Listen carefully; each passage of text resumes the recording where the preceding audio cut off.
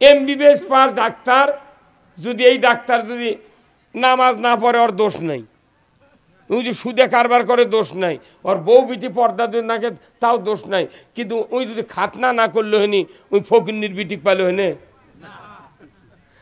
খালি বিয়ে করার জন্য খাতনা করার সুন্নত চালু আছে কি ভাই, কথা কি? একটা এমবিবিএস ডাক্তার 70,000 টাকা বেতন পায়, আবার প্রতিদিন 15,000 টাকা রুগী দেখে 4টার থেকে রাত 8টা পর্যন্ত। কিন্তু এই লোকটা যখন বিয়ে করবি, ঘটক কত উমুকের ছেলে, সেই রকম বর ডাক্তার, বাপের অবস্থা ভালো, জমাজমি ভালো, বেতন ভালো, ওই মেয়ে বিয়ে দেওয়ার জন্য খোঁজ দিয়ে বেড়াচ্ছে।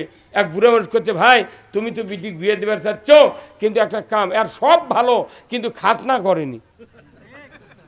ফকিন্নির বিটি বিয়ে বসবে? কয় আইন মানে নে? একটা। আপনি বলেন এই দুটা কাম খালি বাংলাদেশে চালু আছে, আর কোনটা চালু নেই।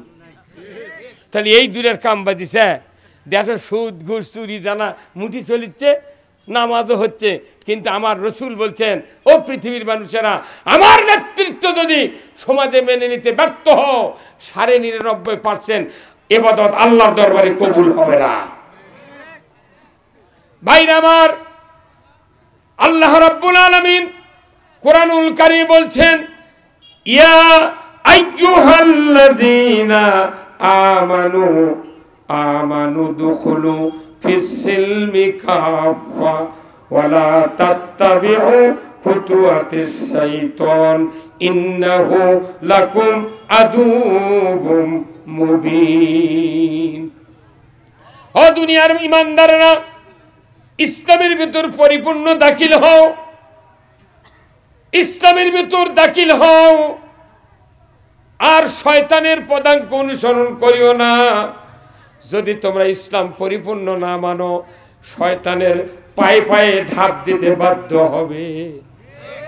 ইসলামটা হলো একটা পরিপূর্ণ জীবন ব্যবস্থা, এটার ভেতরে কোনো ফাঁক ফোকর রাখা যাবে না। Islam is the complete code of life. মানবতার জন্য আল্লাহর কাছে সবচেয়ে প্রিয় জীবন ব্যবস্থা হলো ইসলাম। ইন্নাদ-দীনা ইনদাল্লাহিল ইসলাম। আল্লাহু আকবার। ইসলাম অর্থ কি? নো, ইসলাম অর্থ জীবন ব্যবস্থা, কিন্তু মানলে শান্তি, না মানলে অশান্তির পারাপার নাই। ইসলাম হলো জীবন ব্যবস্থা, এটা আল্লাহ আমাদের জন্য বরাদ্দ দিয়েছেন। ইসলামী জীবন ব্যবস্থা তোমাকে মানতে হবে, যার কারণে কবরের ভেতরে দ্বিতীয় প্রশ্ন করা হবে, ওমা দিনুকা, তোমার জীবন ব্যবস্থা কি ছিল? আমার বিশ্বাস বাংলাদেশে যত মানুষ আমরা মরে যাচ্ছি, কবরে এই প্রশ্নের উত্তর দেওয়া কেউ শক্তি রাখি না। কারণ কি? আমরা ইসলামী জীবন ব্যবস্থা মানতে পারছি না, চেষ্টাও করছি না যে ইসলাম বিজয় হোক। কথা ঠিক কিনা?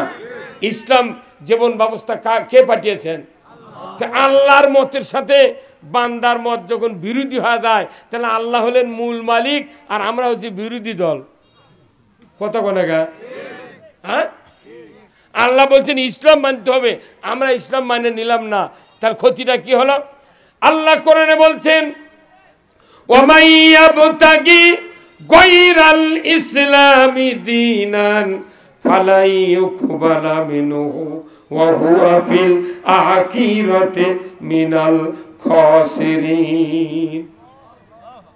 আমার আল্লাহ বলছেন, ইসলাম ছাড়া অন্য কোনো মতবাদ যদি তোমরা গ্রহণ করো, আর তারই আন্ডারে যদি ইবাদত বন্দেগী করো, আমি রব্বুল আলামিন বলে দিচ্ছি, তোমাদের ভেতর থেকে কোনো ইবাদত আমি আল্লাহ কবুল করব না। তাহলে ইসলামী জীবন ব্যবস্থা ইবাদত কবুল হওয়ার জন্য আমাদের মানতে হবে। কথা ঠিক কিনা? কিন্তু আমরা জীবন ব্যবস্থা ইসলামকে মানি না, এই দিদার চেয়ে ইবাদত করতেছি, আর আল্লাহ বলছেন কবুল করা হবে না। তাহলে কত ব্যর্থ হয়ে যাচ্ছে আমরা। কি ব্যর্থ না? আজকে সারা বিশ্বে যে কাজগুলি চলছে, এই কাজগুলি কি ইসলামের কাজ? এদেশে সুদ চলছে, জানা চলছে, অবিচার চলছে, দুর্নীতি চলছে, ঘুষ চলছে, যত রকমের মাদক দ্রব্য বাংলাদেশে চলছে। তারপর আমাদের নামাজও চলছে, আজানও চলছে। এই যে মাদ্রাসাগুলো তৈরি হয়েছে, এই মাদ্রাসা খালি কি ভিক্ষে করে চালানোর কথা আছে? এই কথা বল না, 60 বছর হলে ইবতেদায়ী মাদ্রাসা বাংলাদেশে হাজার হাজার মাদ্রাসা আছে, 60 বছর বয়স এখনো বিল ধরেনি, অথচ প্রাইমারি খলপা দিয়ে ভেড়া দিয়ে মঞ্জুর হয়ে গেছে। কি তাহলে মাদ্রাসা কেন মঞ্জুর হচ্ছে না? ইবতেদায়ী আর প্রাইমারি সেকশন এক। ইবতেদায়ীতে যদি মাদ্রাসাত পড়ে একজন ছেলে 8 পাস করে কি 5 পাস করে, ইতোদা মাদ্রাসাত ভর্তি হবে। অতএব এক বিল দিলে সমস্যা। এখন বিল দিয়েছে প্রাইমারি আর মাদ্রাসার ইবতেদায়ী ছাত্র নাই, শিক্ষক 3 গ্রুপ মরে গেছে, তাও বাংলাদেশে মঞ্জুর হয়নি। এই কথা বল না কেন? তাহলে এইটা কবে মঞ্জুর হবে? এইগুলি যদি আমরা সমাজে না বলি, খালি নামাজ রোজার জেকের করে কোনো লাভ হবে না। এই কথা বল না কেন? লাভ হবে? এই মাদ্রাসাত ফার্স্ট ক্লাস নাগরিক তৈরি হয়। আমার আল্লাহ বলছেন, ইন্নাল্লাযীনা আমানু ওয়া আমিলুস সলিহাতে উলাইকা হুম খায়রুল বারিয়া। সৃষ্টির মধ্যে সেরা কে? যাদের ঈমান আছে, ভালো কাজ করে। রাসূল বলছেন, খায়রুকুম মান তাআল্লামাল কুরআনা ওয়া আল্লামা। উৎকৃষ্ট তারাই নিজেরা যারা কোরআন শেখে অপরকে শিক্ষা দেয়। ধরে বল ঠিক কিনা? আমার দেশে যারা কোরআন শেখে শিক্ষা দেয় তারা ভিক্ষা করে মাদ্রাসা চালাচ্ছে, মুষ্টি লিয়া ধান তুলে আলু তুলে গরিবী হালতে। আর যারা এক মেয়ের সাথে আর এক মেয়ের হিটু বাড়ি দিচ্ছে, তারপর বাস দিয়ে থুয়ে যাচ্ছে, বাস দিয়ে নিয়ে যাচ্ছে। কতখানি বৈষম্য, কতক্ষণ? তাহলে আপনি মনে করছেন যে এই দেশটা কি ঠিক মতো চলিচ্ছে? এদেশে 92% মুসলমান, সে দেশে সুদ চলছে। আমার আল্লাহ বলেছেন, নিষেধ করেছেন, ইয়া আইয়ুহাল্লাযীনা আমানু লা তাকুলুর রিবা। ইমানদাররা সুদ খায় না, ইমান থাকে না। ওযু করে যদি কেউ বাইসারে ওযু থাকে, রোজা থেকে দুপুরে ভাত খেলে রোজা থাকবে, নামাজ শুরু করে ফাতিহার পর যদি আমরা কথা বলি নামাজ থাকবে, তাহলে ইমান আনার পর সুদ খেলে কেমন ইমান থাকা? দিদার্থে চলতেছে, ওর বিরুদ্ধে কেউ কবে না, কিন্তু খালি কও নামাজ, জেকের, দাড়ি, টুপি, জুব্বা, এইগুলি হজ করলে জীবনের গুনাহ মাফ। কি? আরে একবার তুই মদিনাত যাওয়া যায়, রসুল সুপারিশ করবি। কোন মানুষ সুপারিশ করবি? যে লোকটা রসুলের আদর্শ মেনেছে। আল্লাহ রসুল এমনি এমনি বলেন নাই যে খয়রুল কুরুনি কারনি, আমার যুগ হলো সেরা যুগ। তাহলে রসুলের যুগ সেরা যুগ ছিল। আমাদের ইমামরা যারা আমরা পড়ি, খয়রুল কুরুনি কারনি সুম্মাল্লাযিনা ইয়ালুনাহুম সুম্মাল্লাযিনা ইয়ালুনাহুম, এই কথা কি ইমামের তেলাওয়াতের সাথে সমাজের বাস্তবতার মিল আছে? মিল। রসুলের সমাজ ছিল সোনার যুগ, সেরা যুগ। আমাদের সমাজ সেরা যুগ নাই, কথা ঠিক কিনা? এই জন্য সেরা যুগ করতে গেলে কি দিয়ে করতে হবে? কোরআন দিয়া। এখন কোরআন দিয়া সারা যুগ যদি করতে চায়, কোরআনের আইনের দরকার আছে না নাই? দরকার আছে না নাই? তে আইন কি জুম্মত থেকে পাস হবে? কোথার থেকে পাস হবে? সংসদ থেকে পাস হবে। যত লোক গেল, আমরা ক্ষমতার যেতে চাই না। যারাই ক্ষমতার যাবেন তারাই কোরআন দিয়ে দেশ চালান। আমরা পিএস দিয়ে পান্তাকা শুয়ে থাকবো, আজরাইল আলে গিয়ে আমরা উঠবো। কতক্ষণ না আপনার চালান, আমরা তো ক্ষমতার যাব না। আমরা জাস্ট কোরআনের কথা বলছি। এইগুলি না মানলে কবরের ভেতর আমাদের কষ্ট হবে, হাসরের ময়দানে জান্নাতে যেতে পারবো না। ভাইরা আমার, এ ভাই ভলিউম দাদা, মাইকের সাউন্ড ডাবে থাকে কি কার, যত ইঞ্জিল ঠিকই দে তত। ভাইরা আমার, আল্লাহ রাব্বুল আলামিন কোরআনুল কারিমে বলছেন, আমার কোরআন যারা মানবে তাদের ভয় নাই, চিন্তা নাই। আর এই কোরআন যারা অবিশ্বাস করবে, মূলত আমরা কোরআনকে অবিশ্বাস করার কোনো কথা বলি না, কিন্তু বাস্তবে কাজে প্রায় হুকুম অবিশ্বাস করছি, কথা ঠিক কিনা? আজকে কোরআনুল কারিমে আমার আল্লাহ বলছেন, লাকাদ কানা লাকুম ফি রাসূলিল্লাহি উসওয়াতুন হাসানা লিমান কানা ইয়ারজুল্লাহ ওয়াল ইয়াউমিল আখির। আমার আল্লাহ বলছেন, দুনিয়ার মানুষ তোমরা শুনে রেখে দাও, রসুলের আদর্শ তোমাদের জন্য শিরোধার্য। তোমাদেরকে রসুলের আদর্শ মেনে নিতে হবে, কারণ রসুলের আদর্শের ভেতরে তোমাদের জন্য সবচেয়ে অনুকরণীয় বিষয়ের আছে। রসুলের আদর্শ যারা মানবে তারাই তো রসুলের উম্মত, জোরে বলুন ঠিক কিনা? এই জন্য আল্লাহ কোরআনুল কারীমে বলছেন, কুল ইন কুনতুম তুহিব্বুনাল্লাহ ফাত্তাবিউনি ইউহিব্বুকুমুল্লাহ ওয়া ইয়াগফির লাকুম যুনুবাকুম আল্লাহু গফুরুর রহিম। আমার আল্লাহ বলেছেন, নবী আপনি বলে দিন, আপনার উম্মতেরা যদি আমি আল্লাহকে ভালোবাসতে চাই তাহলে ফাত্তাবিউনি, তারা যেন আপনার ইত্তেবা করে, আপনার অনুসরণ করে। আপনার অনুসরণের মাধ্যমে আমি আল্লাহ, আমাকে যারা ভালোবাসবে আমি আল্লাহ বলে দিচ্ছি ইউহিব্বুকুমুল্লাহ, আমি আল্লাহ তাদেরকে ভালোবাসব। আল্লাহর ভালোবাসা পেতে গেলে রসুলের অনুসরণ করতে হবে। কার কথা? আল্লাহর কথা। তা আমরা রসুলের অনুসরণ বাদ দিয়ে নেতার অনুসরণ ধরছি। কেউ কোটের আদর্শ, কেউ টুপির আদর্শ, কেউ বাবরির আদর্শ। এই কথা কোন না, যাই যে গ্রুপের সেই গ্রুপের টুই মার দিয়ে ঘুরিচ্ছে, চেনাই যায় কোন কোম্পানির মালকে। এই কথা কোন না। আচ্ছা ভাই, আপনাকে আমার কথা বুঝতে পারতেছেন না? সে তোর একটু চিৎকার দে, তাকবীর দে তো, লিল্লাহে তাকবীর, নারায়ে তাকবীর, নারায়ে তাকবীর। অনেক মানুষ কয় না, কি ব্যাপার কি? যারা মুখ খোলেন না, কিয়ামতের দিন ভিডিও দেখাবে আপনাকে আল্লাহ। এত তো পরিশ্রম হয়নি, এনা জোরে সোরে তাকবীর। আমার ফিডব্যাক রিপ্লাই না দিলে আমি তো কথা বলতে পারবো না। যদি এইভাবে ঝিমান যদি কথা বলেন তাহলে বোঝা যাবে এই লোকগুলো কথা শুনিচ্ছে। কথা ঠিক কিনা? কোরআন শুনলে ইমান বাড়া লাগবে, আর কোরআন শুনলে যদি ইমান ডাবে যায় তাহলে বোঝা যাবে আর প্লেট খারাপ। কথা কোনে গা? আর কি খারাপ? ব্যাটারি চার্জ দিয়ে যদি এটি এক কাতলা লাগানো আছে, এখানে একটা কাতলা, দুই কাতলার একটা তারের মাথা চাপে ধরে আর একটা কাতলা দিয়ে এইভাবে টান মারা হয়, ব্যাটারি প্রাত করে ওঠে। ব্যাটারি নিজেই কয় আমি ফুল চার্জ। আর আপনাকে এই যে এতক্ষণ ধরে চার্জ দিল এক বক্তা, আমি দিলাম, নামাজ পড়লেন, এই চার্জ হওয়া লাগবে তো। আমার আল্লাহর কোরআন বলছে, ইন্নামাল মুমিনুনা আল্লাযিনা ইজা যুকিরাল্লাহ ওয়াজিলাত কুলুবুহুম ওয়া ইজা তুলিয়াত আলাইহিম আয়াতুহু জাদাতহুম ঈমানা ওয়া আলা রাব্বিহিম ইয়াতাওয়াক্কালুন। জোরে করে আল্লাহু আকবার। আল্লাহ নিজে বলছেন, নিশ্চয় তারাই তো মুমিন যাদের সামনে আল্লাহর নামের উচ্চারণ হলে, আল্লাহর নসিহত শুনালে, আল্লাহর কথা শুনালে ওয়াজিলাত কুলুবুহুম, অন্তর থরথর করে কেঁপে ওঠে। জোরে করে আল্লাহু আকবার। এই কেঁপে অন্তরের সাথে যদি ওয়াইজা তুলিয়াত আলাইহিম আয়াতুহু, তাদের সামনে কোরআনের আয়াত তেলাওয়াত করে যদি বুঝিয়ে দেওয়া হয়, আল্লাহ বলছেন তাদের গতিবিধি যদি আল্লাহর দিকে, রসুলের দিকে, জান্নাতের দিকে হয়, আমি আল্লাহ দেখি তাদের অন্তরে ঈমানকে বাড়িয়ে দিই। কোরআন শুনলে ঈমান বাড়ে কার কথা? আর গান শুনলে ঈমান মরে কার কথা? হ্যাঁ, রসুলের কথা। আমাদের সংসদ আছিল এই কয় বছর হলে, সংসদত গান হতে হয়নি? হ্যাঁ, তাহলে সর্বোচ্চ ওরা বলে মহান জাতীয় সংসদ, মহান মহান জাতীয় সংসদে মুমতাজের গান, ফাট্টা যায় বক্তা ফাট্টা যায়। তাহলে গান শুনলে ঈমান মরে কে বলছেন? রসুল। তা যে সংসদে গান হয়, যে কদিন এমপি মন্ত্রীদের কি ঈমান আছে?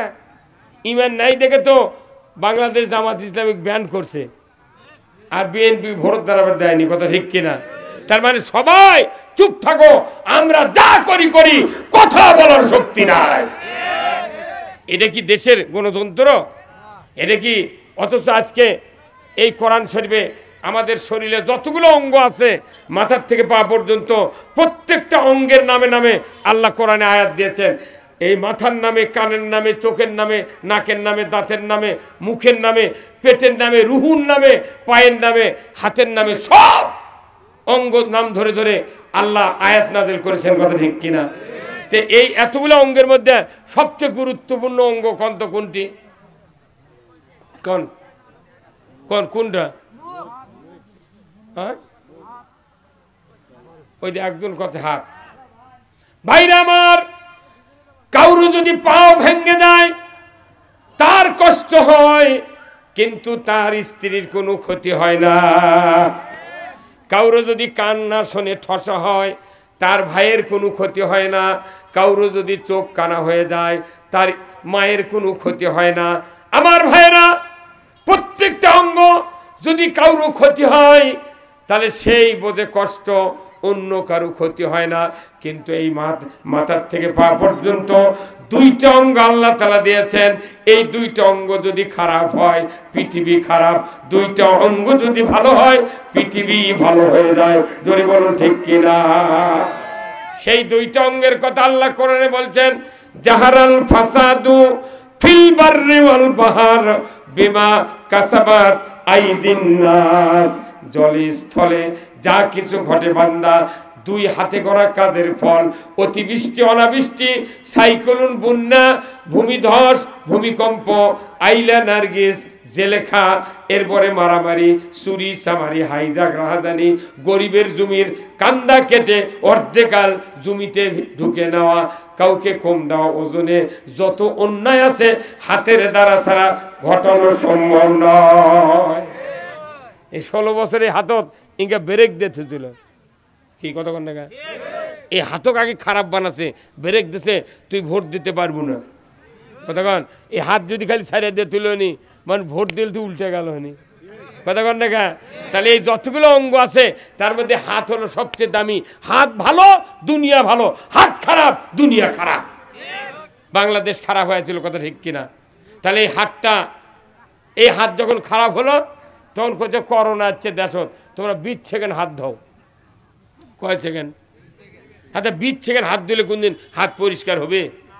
আমি মোবাইল টিপে দেখলাম 9টা 10 বাজে, তো হাত ধুবে লাগলাম, সাবান হাতত লিয়ে পানি সামান্য লিয়ে কবজি পর্যন্ত মাখালাম, তারপর সাবান রেখে আবার পানি লিয়ে ফেনা না করলে তো হাত পরিষ্কার হবে না। আবার তারপরে হাত ধোয়ার সময় হাত ধুলাম, ঘড়ি দেখি 5 মিনিটও হাতের লাল পাদায়নি। আর ঢাকার থেকে হলো 20 সেকেন্ড হাত দাও, তার মানে উই হাত ধোয়নি। এই কতক্ষণ? এই 20 সেকেন্ড হাত ধুয়ে লাভ হবে না।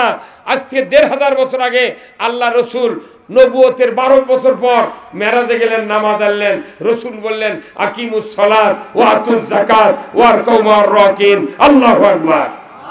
নামাজ কায়েম করো, যাকাত আদায় করো, রুকুকারীদের সাথে রুকু করো। কথা ঠিক কিনা? তাহলে আল্লাহ রসুল এই কথা বললেন, সাহাবারা বললেন, হুজুর তাহলে আমরা নামাজ আদায় করব। তো রসুলকে বললেন, হুজুর নামাজের আগে কি করা লাগিচ্ছে? বলছে অজু করতে হবে। তো রসুল বললেন, অজু করতে গিয়ে প্রথমে 2 হাত ভালো করে 3 বার করে ধোও। কয়বার করে? একবার ধোয়া হলো সুন্নত, দ্বিতীয়বার বেহেতের, 3 বার ধোয়া আফজাল, উত্তম।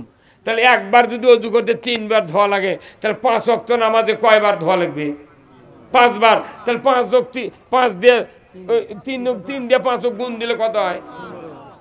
15 বার হাত ধুয়ে যে হাত টেবিলের তলতে ঘুষ খাচ্ছে, কথা কয় না বাড়ি?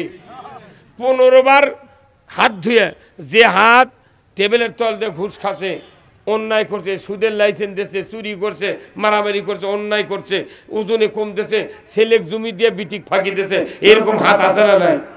তাহলে 15 বার অজু করে যে হাত ভালো হয়নি, 20 সেকেন্ডে সাবান দিলে ভালো হবে? হ্যাঁ কতবার? তাহলে হাত ভালো করার দায়িত্ব সরকারের। যে হাত খারাপ, এই হাত দিয়ে চুরি করলে এই হাত খারাপের হাত।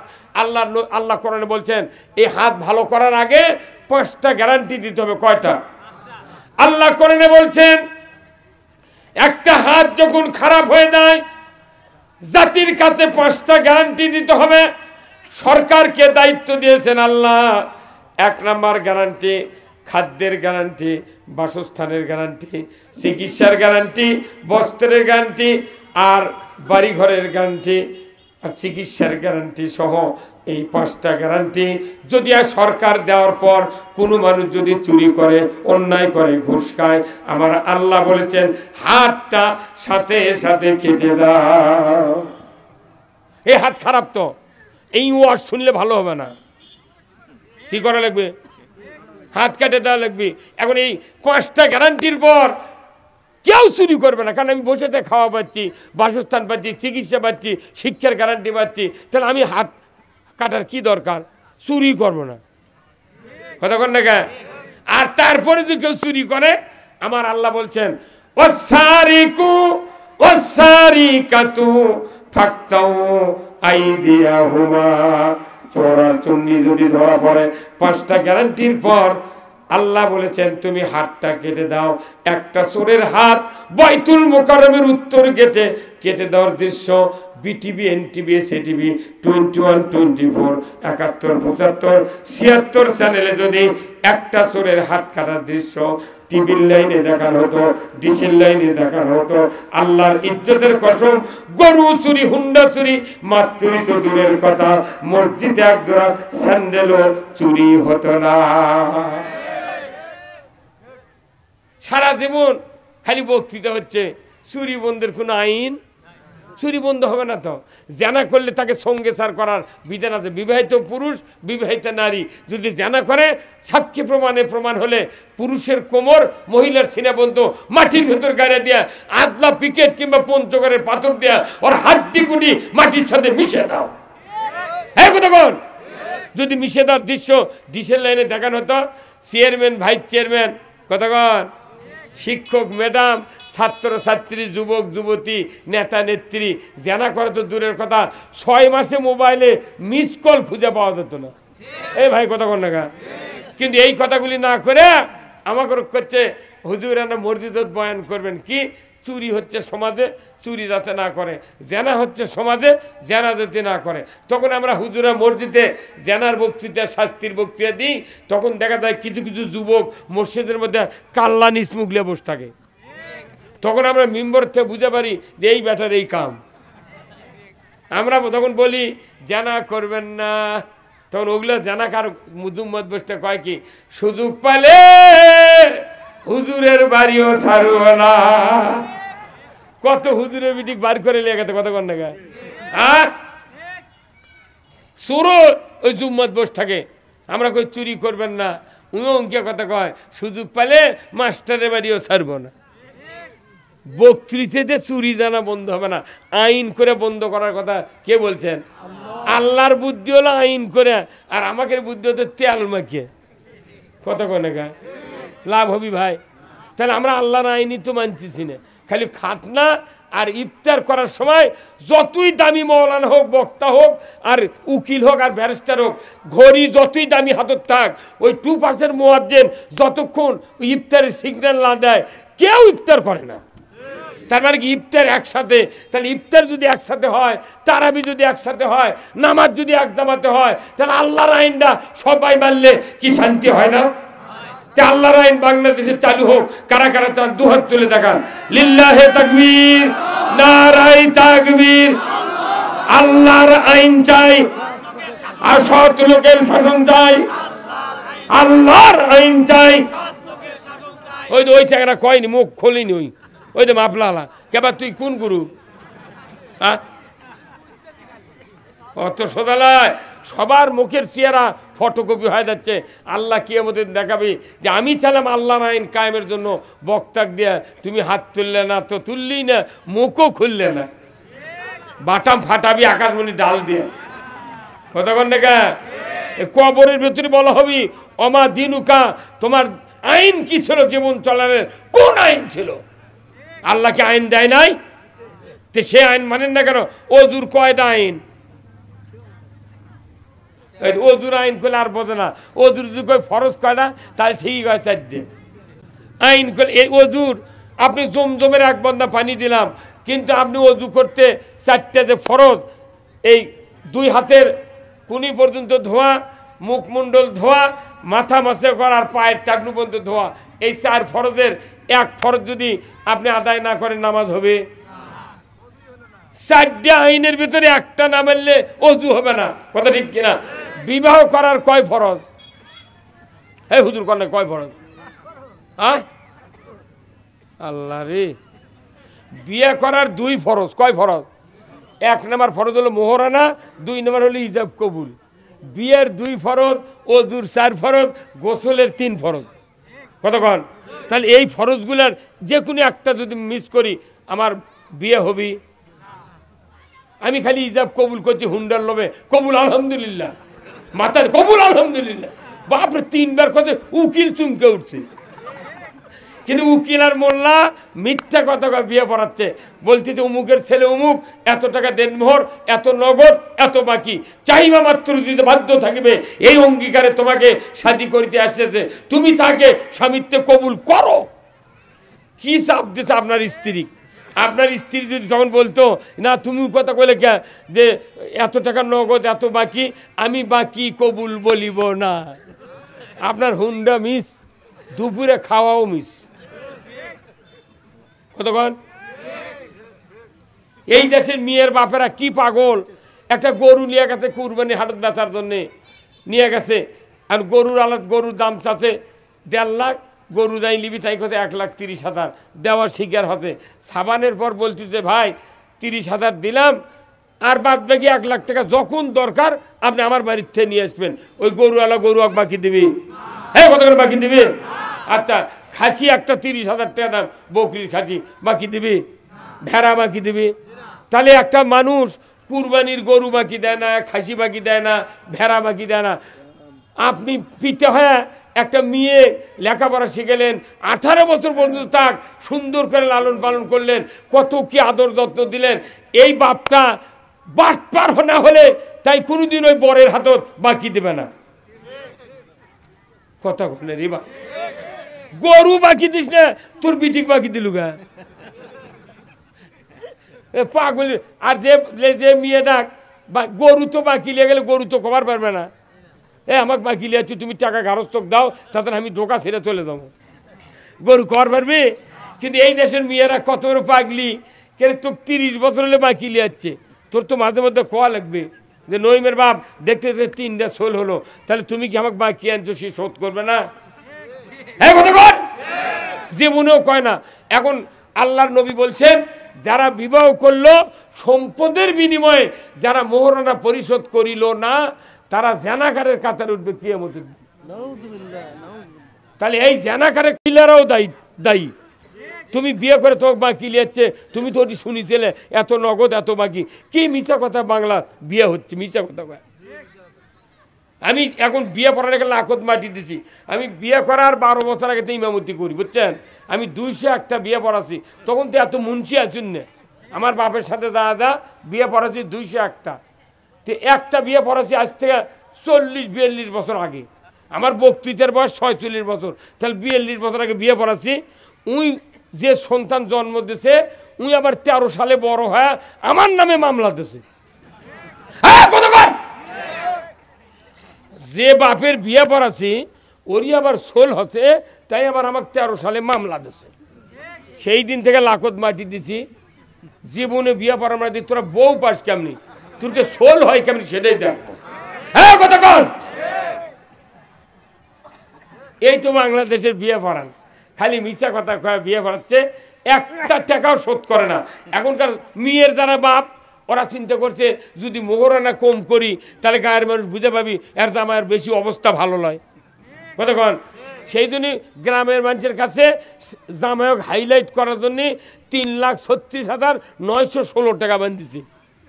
ওই মাত্র 1,020 টাকা লাখের ফুল দিয়ে কাপড় চুপুর দিয়ে 20,000 আনছে, আর মোটা টাকা বাকি, তো আবার করছে চাহিবা মাত্র দিতে বাধ্য থাকিবে। বাপরে বাপ, টাকার উপর যে কথা লেখা আছে বিয়ে পড়াতে সেই কথা করছে।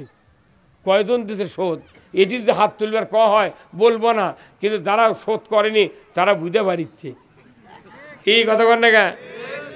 তাহলে একটা কবুল আদায় হচ্ছে ফরজ, কিন্তু মোহরানা হয়নি, তাহলে কিয়ামতের দিন কি অবস্থা হবে? একটা ফরজ আদায় করলে ওযু হয় না, আর দুটা ফরজ তারই একটা আদায় করে উনি খালি সমানে খালি ফ্যামিলি বাড়াচ্ছে। হ্যাঁ মানে মুসলিম আমি, সৈনিক আমি চির রণবীর, আল্লাহকে ছাড়া কাউকে মানি না, নারাই তাকবীর। বীর মুসলমান ধরো আল কোরআন, ফিরায়া আনো সেই হারানো সম্মান। বীর মুসলমান নারাই তাকবীর, আল্লাহু আকবার, তোলা ধুনি ধরায়া রাখবার। বীর মুসলমান ধরো আল কোরআন, ফিরায়া আনো সেই হারানো সম্মান। বীর মুসলমান আমরা বীরের জাত। কোরআন বিজয় না থাকার কারণে সিকে ইন্দুর বিড়ালের মতো লোক আমাকে মাথা লাচ্ছে।